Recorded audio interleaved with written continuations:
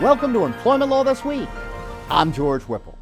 Words matter in arbitration agreements, particularly now in the age of AI, where the smallest turn of phrase or omitted clause can leave an otherwise sound agreement vulnerable in court. We saw an example of this recently when the Sixth Circuit denied an employer's motion to compel arbitration, broadly reading and applying an exclusion clause in the employee's arbitration agreement. The deciding factor for the court? One word: involving. We asked Epstein Becker Green's Jonathan Brenner how poor agreement construction can open the door to this kind of scrutiny.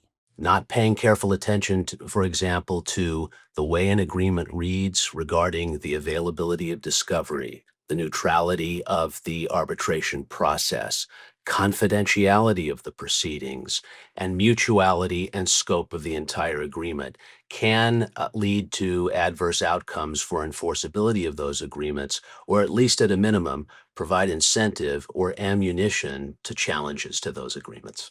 Jonathan, what is your advice when clients use AI to assist in drafting arbitration agreements? Anything done by artificial intelligence in terms of arbitration agreement preparation or drafting should be checked. Input from counsel should be obtained. Employers should keep in mind that AI might pick up what may currently be out there by way of judicial guidance or existing law, but it may not pick up what arguments could be made or might be currently made in pending cases right now that might be very relevant and meaningful for an arbitration agreement being prepared today. Keeping up with recent developments and catching nuances in word choice are areas where AI can be inaccurate. It's also best practice to keep a human in the loop whenever decisions are being made. With us now is Victoria Sloan Lynn. Victoria, how should employers approach decision-making in arbitration agreements? Make sure you ask yourself, what is the primary benefit to my company with respect to an arbitration program? It may be confidentiality, but there may be other factors that are important to you, such as cost. Also, be sure to familiarize yourself with the rules of the forum you've chosen for your arbitration, particularly when you've incorporated those rules by reference into your arbitration agreement. There may be terms in there that you want to alter in the agreement itself.